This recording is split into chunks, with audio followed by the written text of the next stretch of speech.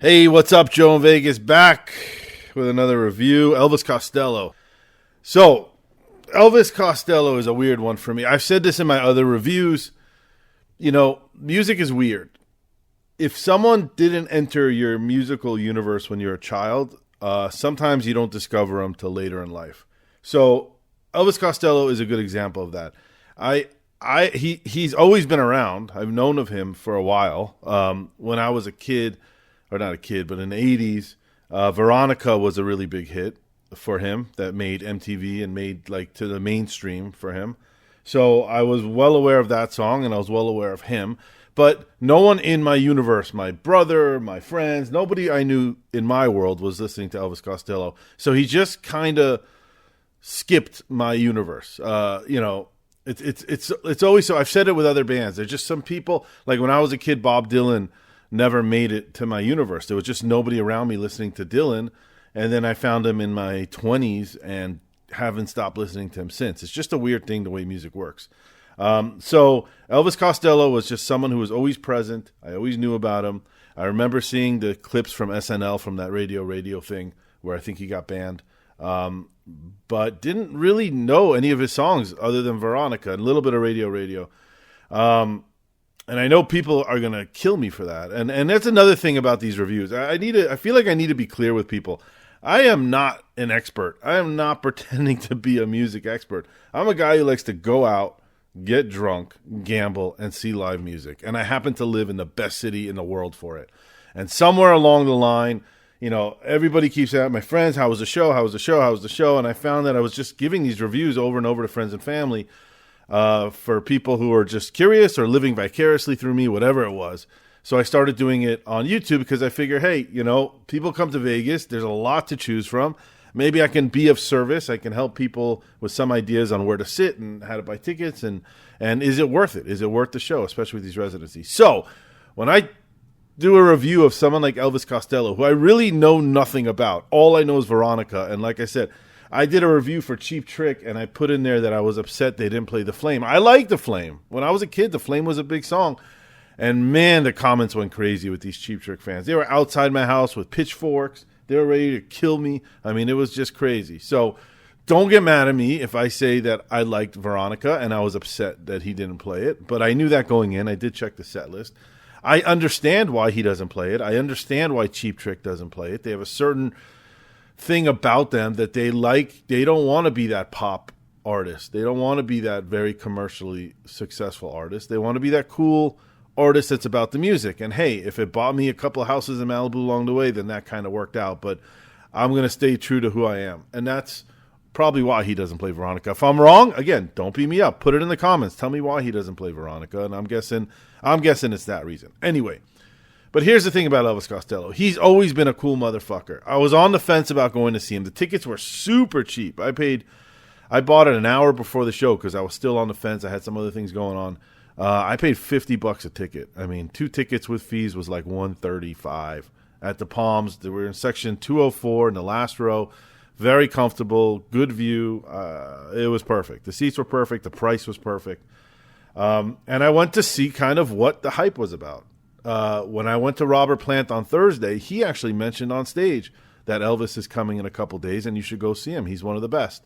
That honestly won me. If Robert Plant is talking about you on stage and telling you to go see this guy's show in a couple days, then yeah, I'm going to listen to Robert Plant and I'm going to see what the hoopla was about. And I'm so fucking happy I went. And this is a perfect example of why you should go to every show, even if you don't know any songs. I really kind of knew radio, and like I said, I knew Veronica, but I saw it wasn't on the set list. But I went anyway, and I'm very happy I did.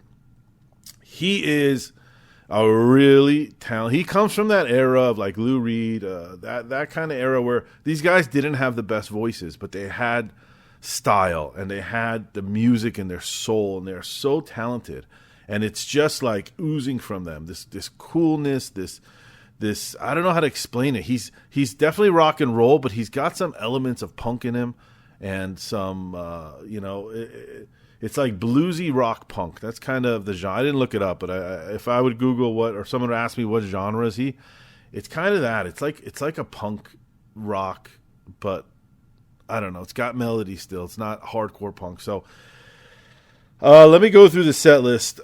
He won me over pretty quick, man. He's got that really unique voice that I don't know anybody in the world that sounds like him. The second he sings, you're like, oh yeah, I'm at Elvis Costello. I thought he sounded fucking great. I thought he sounded the same from back in the day. He looked pretty good. He sounded pretty good, and I was up for the ride. He started with Mystery Dance. Then he did The Boy Named If.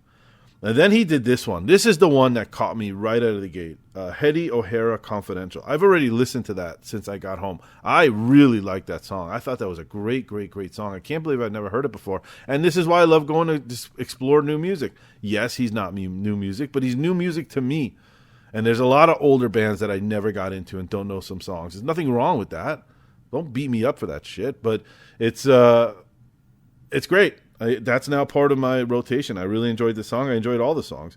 He did Radio, Come in the Meantimes, Accidents Will Happen, Talking in the Dark, Like Licorice on Your Tongue, So Like Candy, Allison, The Death of Magic Thinking, Penelope Halfpenny. These are weird song titles, but they were all good. What If I Can't Give You Anything But Love, Watching the Detectives, I Don't Want to Go to Chelsea.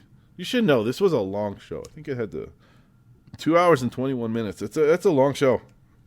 Magnificent Hurt, Pump It Up, What's So Funny About Peace, Love, and Understanding. And then he closed with Blood and Hot Sauce, which I thought was also pretty riveting.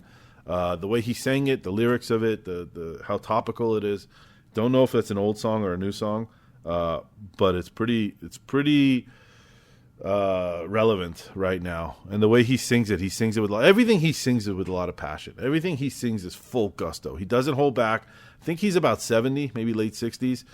Full of energy, full of gusto, full of fucking moxie, full of that fuck you, piss and vinegar. That's where the punk, I think, for me, that's where I pick up elements of punk. He just has this attitude that he knows he's good, he knows he's unique, and he knows he's Elvis Costello. He had a couple funny little in-between songs. I mean, I really enjoyed it. The only thing that, for me, that doesn't give it a much higher score, and it's not anything of him, this is on me, I just didn't know songs.